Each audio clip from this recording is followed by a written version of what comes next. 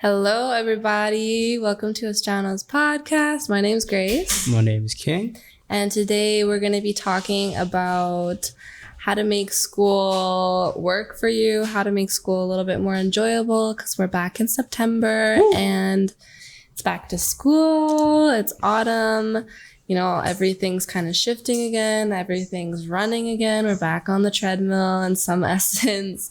But we want to share how you actually don't have to be on that treadmill and how you can have a more relaxed way of, you don't have to be suffering in your school year. You don't have to be, or whether it's work, maybe school or work, it's always we can have a shift in perspective here, hopefully. So we're going to share our experiences with school and what we did to make it more enjoyable. And then after that, we'll go into a couple of other things. But King, how was your experience in school? And how did you make it an experience that was enjoyable for you?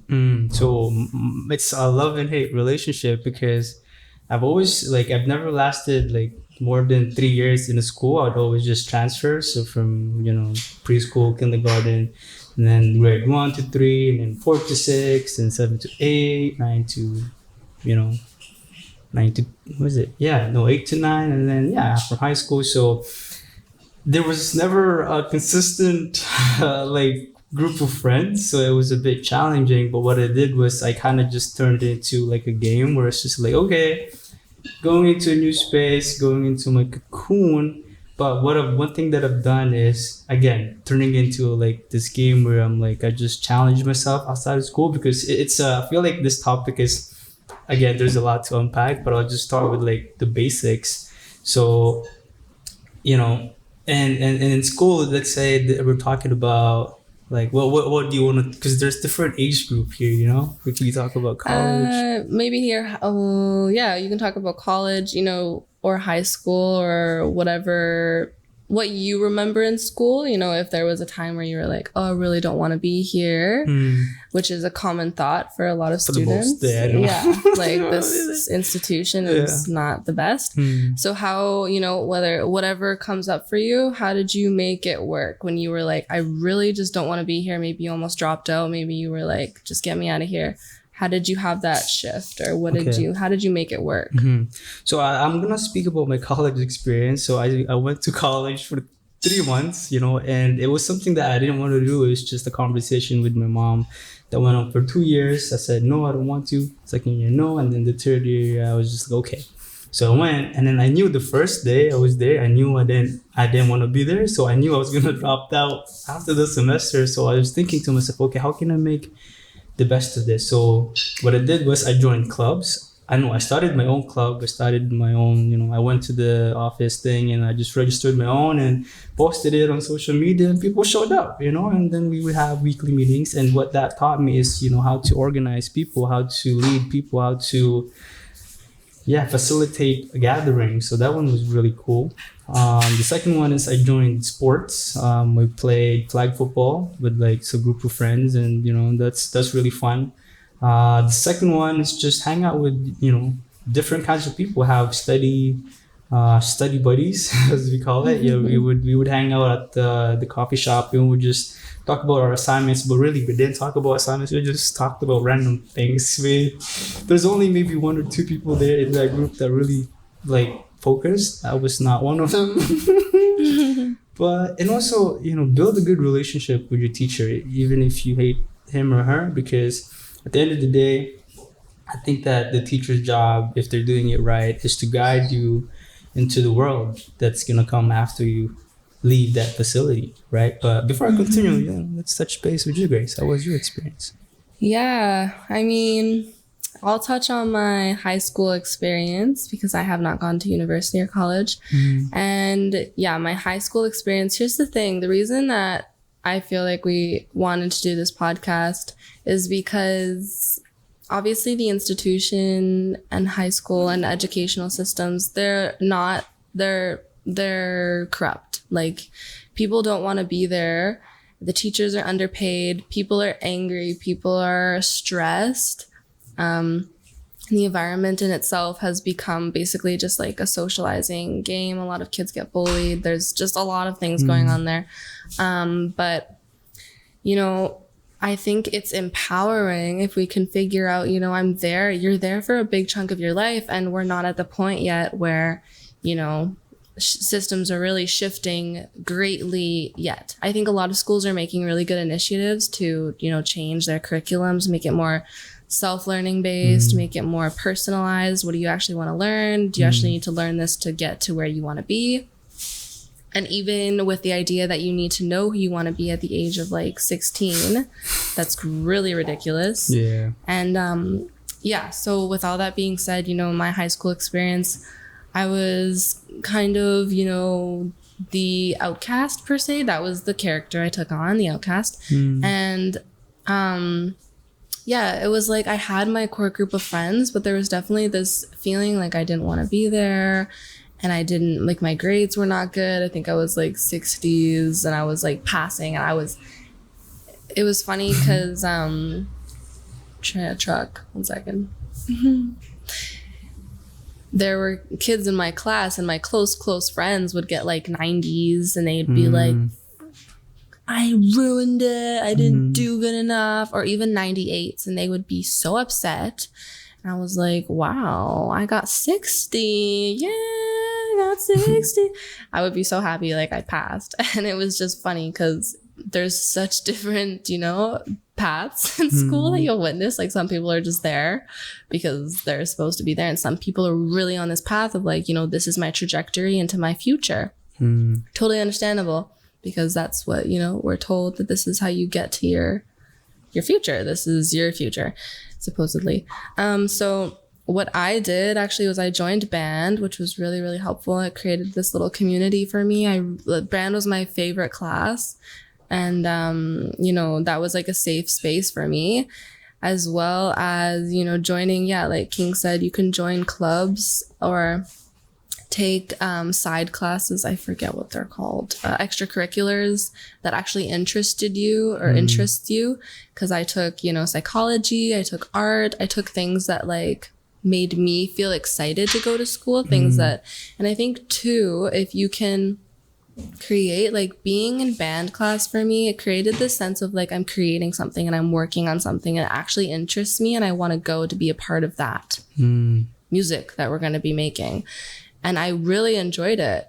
And that all of that happened up until I decided in grade 10, when I was, you know, just at a really low point in my life. I was like, I don't want to be in school anymore. So I didn't drop out, but I went on to online school. So I did it at home.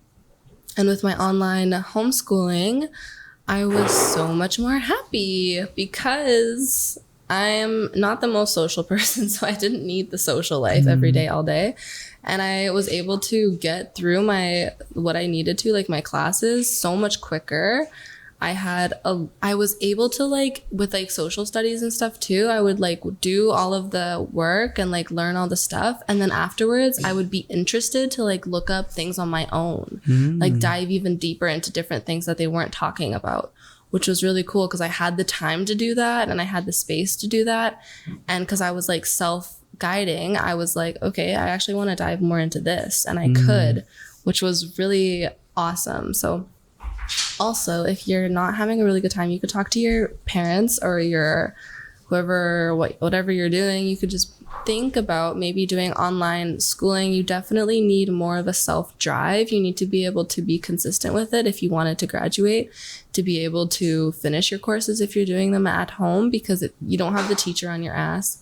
You don't have, you know, people like asking you what your grades are and you're like, oh, I gotta keep them up high, whatever. Like, it's all about what you want and how you're pushing yourself forward, which is also good practice though for when you are moving through the rest of your life, you know, to have that self-directory.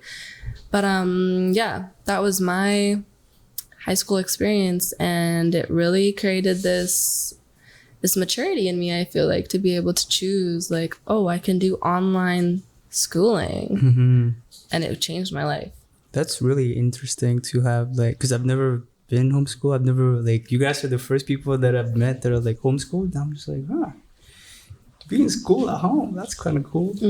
But to me, it's kind of like it became a playground, right? And also, what came up for me when you were sharing your story was like, school could be a great opportunity for you to discover yourself and figure out what you want, what makes you excited, what makes you happy, and and then dive into that, like just go all in. So, because I realized that, because for me, when in grade 9 and you're like, okay, what's your extracurriculum? And I was just like food, culinary, done. And then, there's mechanics and all these sports. So I think it's really cool to have that like mentality of like, okay, and as you said, right, this is a big chunk of your life. So it's really key to have like that mindset prepared. And because when you know yourself and you go into that space, then that space becomes your playground, as I share, right? It just kind of like you used it to develop yourself, to grow more, improve your social skills, improve your whatever skill you want to develop. And instead of it being this thing where you're like, I don't want to go, then you wake up, it's like, okay, what can I do today in this facility? Because, and also I think it's important that we have to, because I'm the same, like 50, 60, I'm happy as long as I pass, amen. It's like shit, because it's like in class I wasn't really paying attention, because it's just like when I'm just like teachers presenting, I'm just like, I'm looking at the board, but my mind is somewhere, because what she's saying, it doesn't interest me, and I'm like, I don't know, what am I doing here? So I skipped a lot of classes too, so I don't recommend it, but like, it's just things that happen sometimes. Yeah. But it's very cool because, reflecting back on it, I don't even remember a lot of stuff in high school. All I remember was the favorite parts, and I feel like that's what really matters, is when you can do the things that ignites the flame in your heart. Because I love that, and I think it's like we can't avoid it right now, and it's hard. It's kind of funny that we're doing this podcast, because I mean, like most entrepreneurs or spiritual people who are aware, kind of like, oh, the school system, right? Yeah, love that.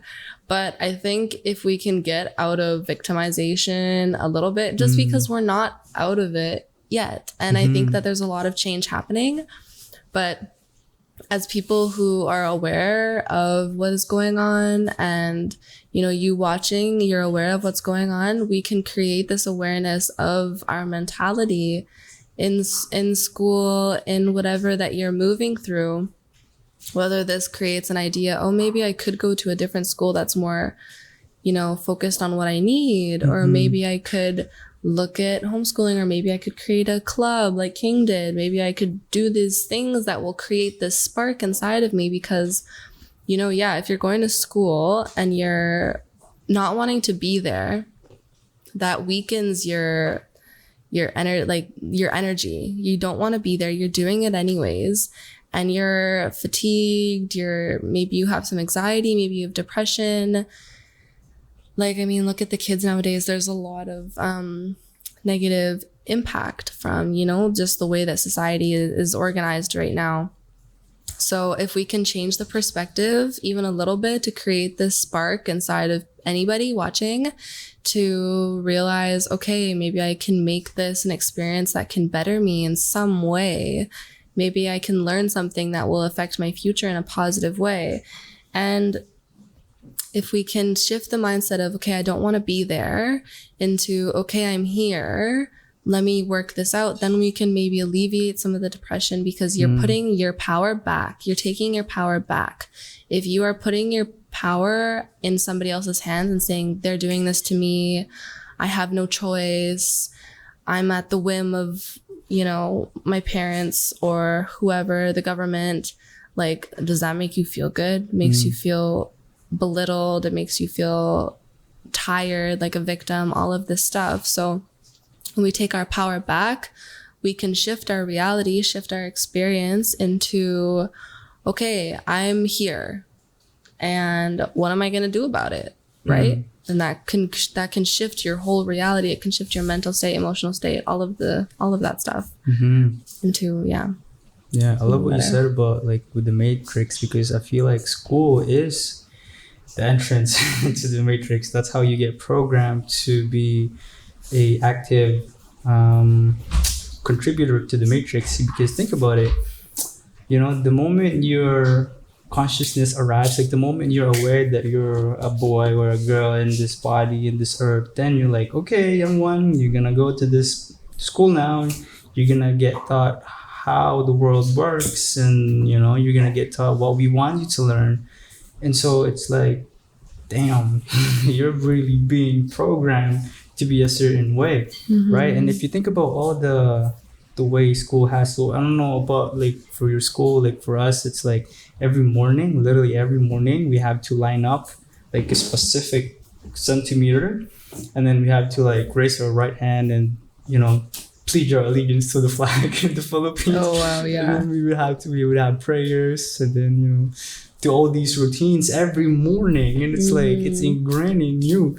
So it's like, what does that do to a child, right? Like, I think that a child, this is just kind of like for me, like, organically, right?